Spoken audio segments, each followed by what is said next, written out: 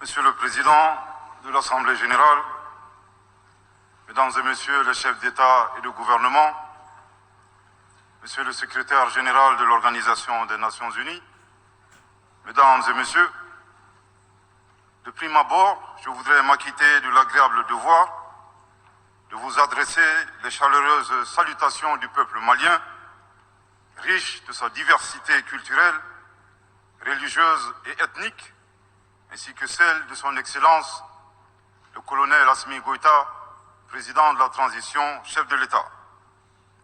Monsieur le Président, votre brillante élection à la présidence de cette 77e session de l'Assemblée générale et la fin des travaux de la 76e session de l'Assemblée générale, brillamment conduit par votre prédécesseur, son Excellence M. Abdullah Shahid, de la République des Maldives, m'offre l'heureuse occasion d'adresser à vos Excellences les chaleureuses félicitations de tout le Mali. Enfin, permettez-moi de réitérer à notre secrétaire général, M. Antonio Guterres, notre haute appréciation des efforts louables qu'il continue de déployer pour la réalisation des nobles objectifs de notre organisation commune. Nous sommes convaincus que vous êtes un ami du Mali et du Sahel. L'amitié reposant sur la sincérité, souffrez que je vous exprime mon profond désaccord suite à votre récente sortie médiatique, au cours de laquelle vous prenez position et vous exprimez sur l'affaire des 46 mercenaires ivoiriens, qui est une affaire bilatérale et judiciaire entre deux pays frères. C'est évident que la qualification judiciaire des infractions liées à cette affaire ne relève pas des attributions du secrétaire général des Nations Unies. Au Mali, notre administration ne travaille pas sur la base de l'oralité ni des déclarations par voie de presse. Par conséquent, nous nous en tenons scrupuleusement à la note verbale de la MINUSMA, la mission des Nations Unies pour la stabilisation au Mali, référence MINUSMA bar PROT bar NV bar 226 bar 2022 du 22 juillet 2022, dans laquelle il ressort clairement qu'il n'existe pas de lien entre les 46 mercenaires et les Nations Unies. Les récentes synchronisations des actions et l'harmonisation des éléments de langage consistant à faire passer le Mali, mon pays, de statut de victime à celui de coupable dans cette affaire des mercenaires sont évidemment sans effet. Excellence, Monsieur le Secrétaire général, votre position sur l'affaire des mercenaires a été suivie par certains responsables d'Afrique de l'Ouest. Donc, c'est sous votre couvert que nous leur adresserons des messages.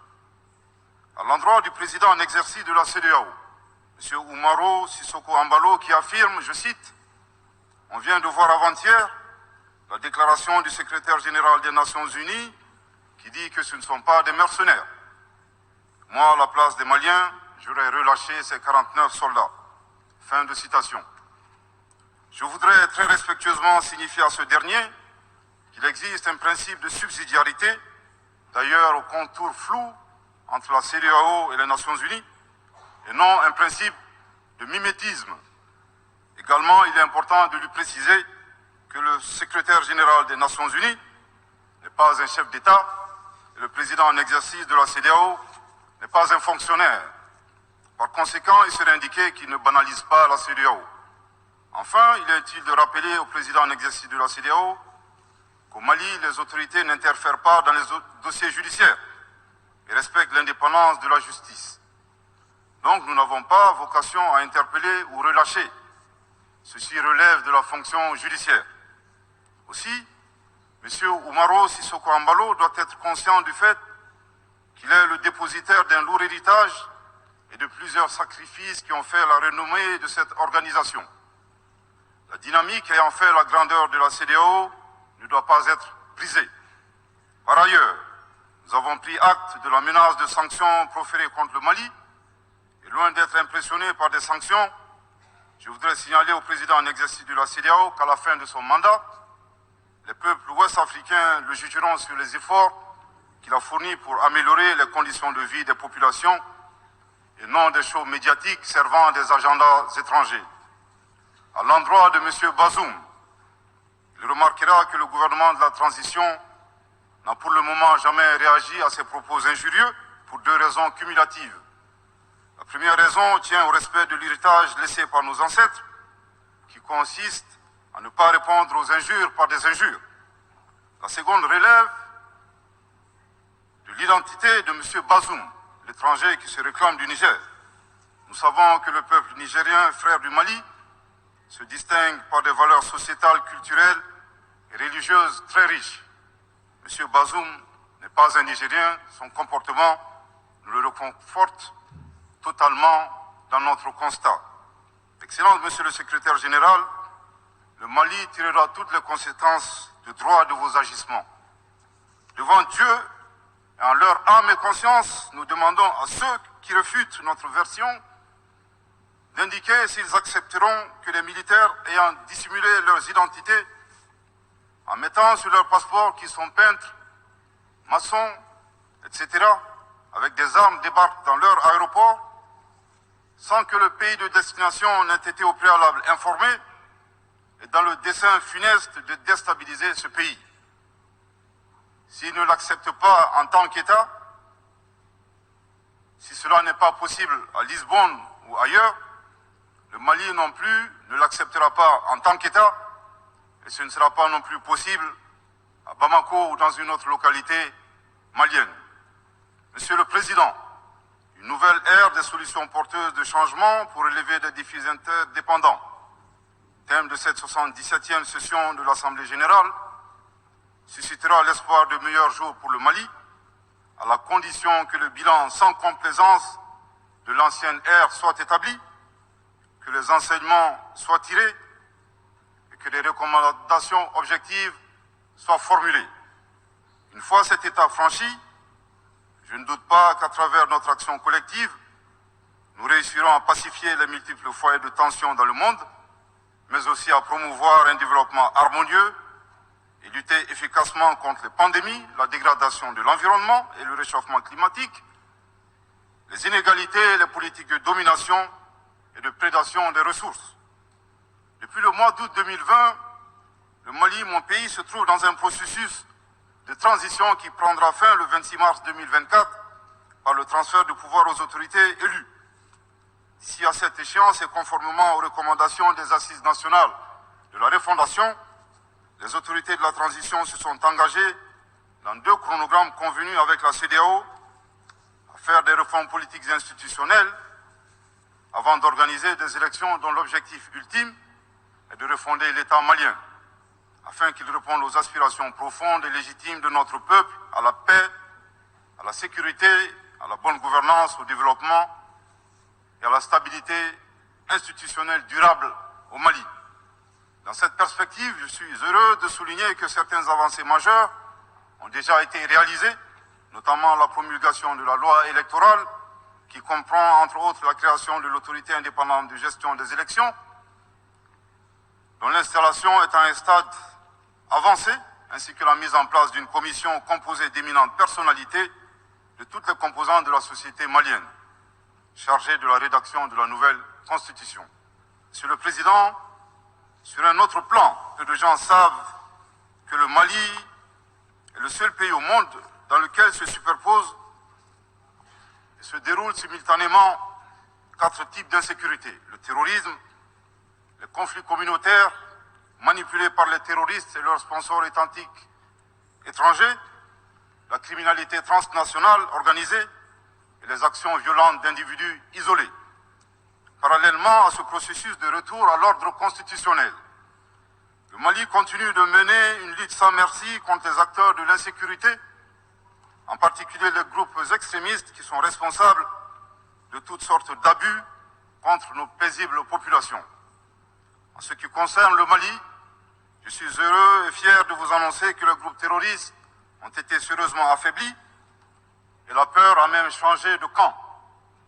Cependant, ces groupes criminels gardent encore et toujours une certaine capacité de nuisance dans leur tentative désespérée de porter atteinte à notre intégrité territoriale et de terroriser nos populations. Les vaillantes forces de défense et de sécurité du Mali restent déterminées à faire face à toutes les menaces d'où qu'elles viennent. Sous l'impulsion de son Excellence le colonel Assimi Goïta, président de la transition, chef de l'État. Le gouvernement du Mali continue d'intensifier les efforts importants pour recruter, former, équiper et renforcer les capacités opérationnelles des forces de défense et de sécurité maliennes. Je dois dire ici que les actions offensives menées jusque-là ont permis à nos forces de remporter des victoires décisives contre les forces obscurantistes. Elles ont également permis à l'État de reprendre pied et de réaffirmer son autorité sur une grande partie du territoire national, ainsi que de favoriser le retour de plusieurs milliers de nos compatriotes dans leur localité d'origine. Cependant, nous savons que la solution uniquement militaire ou sécuritaire a ses limites. C'est la raison pour laquelle, en appui à l'action militaire, le gouvernement du Mali s'est doté d'une stratégie globale et intégrée, comprenant des mesures politiques, sociales, de développement, y compris la fourniture des services sociaux de base à nos populations, durement affectées par la crise multiforme que nous traversons depuis janvier 2012, avec comme objectif la restauration de l'autorité de l'État sur l'ensemble du territoire national. Dans cette dynamique, le gouvernement du Mali a approuvé le 24 août dernier la stratégie nationale de stabilisation des régions du centre et son plan d'action 2022-2024. Cette stratégie traduit la volonté des autorités de la transition d'avoir une approche holistique de la stabilisation des régions du centre.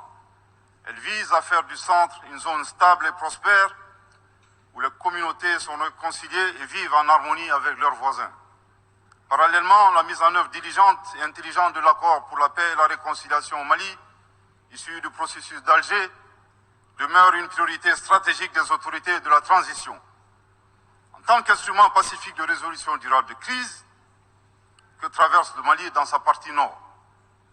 Je dois dire que je suis particulièrement heureux des conclusions de la deuxième réunion de niveau décisionnel des parties à l'accord, tenue à Bamako du 1er au 5 août 2022. Cette importante réunion qui a regroupé les parties signataires et la médiation internationale a permis de lever certains obstacles afin de relancer le processus de mise en œuvre de l'accord. Poursuivant cette dynamique positive et progressive du processus de paix, la 6e réunion de haut niveau du comité de suivi de l'accord, CSA, s'est tenue à Bamako il y a à peine quelques semaines, le 2 septembre 2022. Cette session du CSA est un signal fort de la volonté des parties à s'engager dans une nouvelle dynamique en vue de parachever la mise en œuvre de l'accord. Je réaffirme ici notre attachement à ce processus, dont la réussite demeure l'une des conditions sine qua non de la stabilité durable du Mali. C'est le lieu pour moi de saluer une fois de plus le rôle actif de l'Algérie et l'accompagnement de l'équipe de médiation internationale. Je n'oublie pas ici la situation des réfugiés maliens dans les pays voisins, que je salue au passage pour leur hospitalité à l'égard des nôtres. Je n'oublie pas non plus celle de nos compatriotes déplacés internes. Je veux les rassurer que le gouvernement du Mali reste très attentif à leur situation précaire et que tous nos efforts visent à créer les conditions propices à leur retour dans la sécurité et la dignité en vue de leur participation effective à la vie de la nation. Monsieur le Président, dans sa difficile quête pour la paix, la stabilité et le développement durable, le peuple malien reste reconnaissant des efforts et des sacrifices consentis par la MINUSMA, de sa création en juillet 2013 à nos jours, visant à aider le Mali à restaurer son autorité sur l'ensemble de son territoire. C'est pourquoi je tiens à rendre hommage au nom du peuple et du gouvernement malien à la mémoire de toutes les victimes maliennes comme étrangères, civiles comme militaires, tombées sur le champ d'honneur au Mali.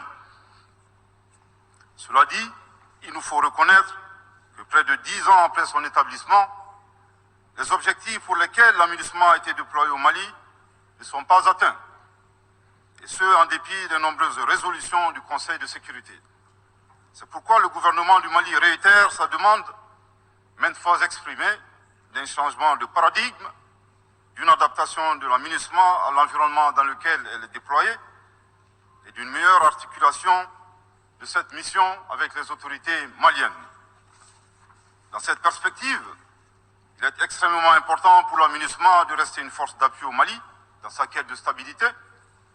Le gouvernement du Mali dénonce les influences extérieures négatives et les tentatives d'instrumentalisation de certaines entités légalement présentes au Mali pour servir des agendas cachés, y compris à travers l'exploitation de la question des droits de l'homme aux fins de déstabilisation.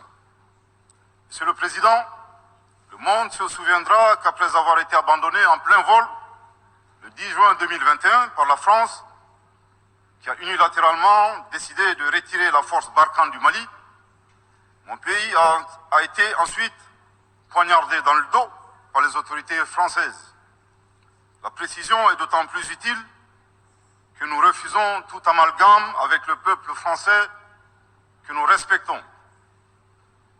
Les autorités françaises, profondément anti-françaises, pour avoir régné les valeurs morales universelles et trahi le lourd héritage humaniste des philosophes des Lumières, se sont transformées en une junte au service de l'obscurantisme.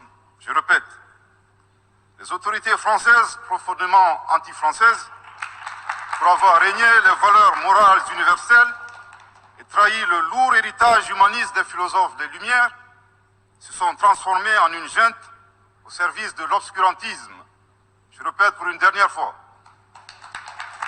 Les autorités françaises, profondément anti-françaises, pour avoir régné les valeurs morales universelles et trahi le lourd héritage des philosophes des Lumières, se sont transformés en une junte au service de l'obscurantisme. Obscurantisme de la junte française nostalgique, de pratiques néocoloniales, condescendantes, paternalistes et revanchardes, qui a commandité et prémédité des sanctions inédites, illégales, illégitimes et inhumaines de la CEDEAO et de l'UEMOA contre le Mali et mon pays.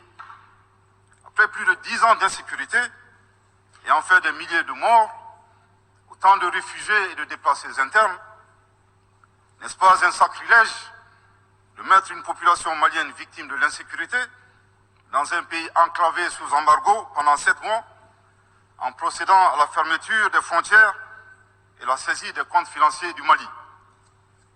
Grâce à sa résilience et à la solidarité de pays amis et des peuples africains, le peuple malien a tenu et a déjoué les pronostics de ses adversaires. Obscurantisme de la junte française qui s'est rendue coupable d'instrumentalisation des différences ethniques, en oubliant si vite sa responsabilité dans le génocide contre les Tutsis au Rwanda, coupable également de tenter désespérément de diviser les Maliens, enfants d'une même famille. Enfin, obscurantisme de la junte française qui a violé l'espace aérien malien en y faisant voler des vecteurs aériens tels que des drones, des hélicoptères militaires et des avions de chasse plus d'une 50aine de fois, en apportant des renseignements, des armes et munitions aux groupes terroristes. Afin de se donner une bonne conscience, la junte française accuse le Mali de n'avoir pas été reconnaissant en se gargarisant de la mort regrettable de 59 soldats français au Mali lors de diverses opérations de lutte contre le terrorisme. À cette triste accusation, nous rappelons que dans la majorité des interventions d'officiels maliens et des cérémonies, nous rendons systématiquement un hommage à l'ensemble des victimes de l'insécurité au Mali, sans distinction de nationalité, donc y compris les 59 Français décédés. Aussi, nous les invitons à ne pas s'arrêter à si bon chemin et de remonter le temps, en passant par leur intervention en Libye, décriée par toute l'Afrique, sans oublier la participation forcée des milliers d'Africains à la Première et la Seconde Guerre mondiale, sans oublier la traite négrière qui explique le sort économique de beaucoup de pays. Combien d'Africains sont-ils morts pour la France et le monde libre dans lequel nous vivons? Monsieur le Président, eu égard à la gravité des faits commis par la junte française, le Mali, dans sa lettre en date du 15 août 2022, a demandé la tenue d'une réunion d'urgence du Conseil de sécurité des Nations Unies. Cette réunion a pour objet de permettre au Mali de présenter les éléments de preuve en sa possession, démontrant que l'armée française a agressé en de maintes reprises mon pays, en violant de manière répétitive et fréquente l'espace aérien malien, sans autorisation des autorités maliennes et parfois en falsifiant des documents de vol. Plus grave, Monsieur le Président, le Mali sera en mesure de prouver que la junte française a fourni des renseignements et des armes à des groupes terroristes. Le gouvernement du Mali s'interroge sur les raisons qui poussent cet État membre du Conseil de sécurité, de surcroît assurant la présidence de cet organe, à faire obstacle au débat en vue de la manifestation de la vérité. Le monde doit être édifié sur les faits graves qui se sont déroulés au Mali et qui sont à la base de l'aggravation de l'insécurité et de la déstabilisation du Mali et du Sahel. Par la saisine du Conseil de sécurité, le gouvernement du Mali entend mettre cet important organe chargé à titre principal du maintien de la paix et de la sécurité internationale face à ses responsabilités et dénoncer les agissements de la junte française contre mon pays. Ces actes hostiles sont incompatibles avec la Charte des Nations Unies et son statut de membre permanent. Il y va de la crédibilité de notre mécanisme commun, de l'efficacité de la lutte contre le terrorisme, mais surtout, il y va de l'intégrité de l'Organisation des Nations Unies, qui repose entre autres sur le respect des engagements internationaux, de la légalité internationale et de la Charte des Nations Unies. Monsieur le Président, il semble opportun pour le Mali de demander votre implication personnelle auprès du Conseil de sécurité des Nations Unies, afin que notre demande aboutisse pour que cesse la duplicité et la guerre par procuration imposée à mon pays. Monsieur le Président, dans la lutte contre le terrorisme et l'extrémisme violent, le gouvernement du Mali est fortement interpellé sur la question des droits de l'homme. Je tiens à souligner que les droits de l'homme constituent avant tout des valeurs qu'incarne chaque Malien. Aussi, le gouvernement du Mali reste déterminé à les respecter et à les faire respecter, conformément à sa politique de tolérance zéro contre l'impunité. Et cela par fidélité à nos valeurs ancestrales inscrites dans la charte de Kouroukanfouga, proclamée en 1236 par l'empereur du Mali, Soundiata Keïta. Le Mali, berceau de grandes civilisations, héritier de grands empires, terre de brassage, d'hospitalité et de tolérance, fait de la promotion et de la défense des droits de l'homme une priorité nationale. C'est pourquoi je réaffirme avec force que les opérations militaires des forces de défense et de sécurité du Mali sont conduites dans le strict respect des droits de l'homme et du droit international humanitaire.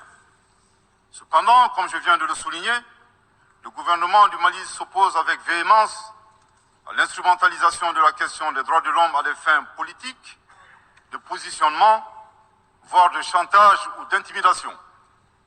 De même, nous regrettons la sélectivité observée entre les droits des populations dont des villages entiers sont massacrés et rasés, qui ne suscitent presque pas d'indignation particulière, et la manipulation communicationnelle faisant passer des terroristes neutralisés sur le champ de bataille pour des civils innocents.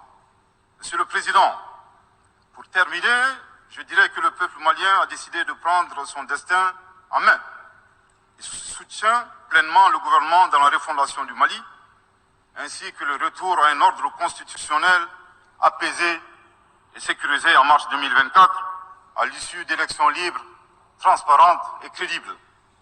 La réalisation de ces vastes chantiers exige du gouvernement de poursuivre et d'intensifier les efforts en vue de l'amélioration continue de la situation sécuritaire dans le pays et de la protection des personnes et de leurs biens. À cet égard, je me réjouis de la tenue à Lomé, le 6 septembre dernier, de la 3e réunion du groupe de suivi et de soutien à la transition.